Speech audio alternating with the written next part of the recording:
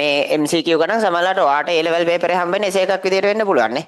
concepts නේ ඕනේ අපිට පුළුවන් තරම් මේ paper එකේ target එක concepts ගොඩක් ඔලුවට දාගන්න එක පුරව ගන්න එක. එතකොට මෙහෙම ගාණක් අපි handle කරන්නේ මෙහෙමයි. අන්න ඔහම අවබෝධය හම්බ වෙන්න ඕනේ. අපි හැමදාම එහෙම point 20ක් කතා කරගත්තොත් කොහොම හරි විභාගේ දවසට යද්දී අපි මෙච්චර කලොත් කතා කරන් ආවනේ මාස ගාණක් නේ.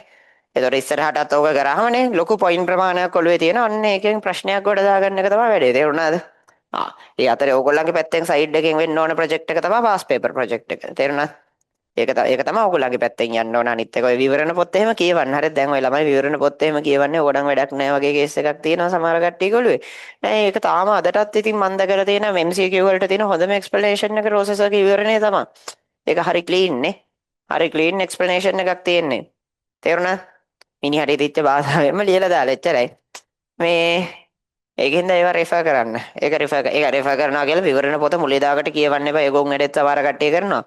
තමන් පේපර් ඉවර කරාට පස්සේ කරන ගමන්ම පේපර් MCQ එක A-level MCQ එක කරන ගමන්ම රවුම් මාක් කරන් යන්න. සිම්බල්ස් ටිකක් තියාගන්න.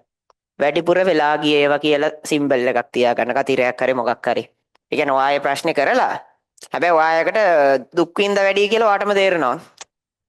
ඒ කියන්නේ විනාඩි 2 දෙන්න ඕන ප්‍රශ්නෙට විනාඩි 3 දුන්නා කියන්නේ ඒකට ඔයා කරදර වුණා වැඩි.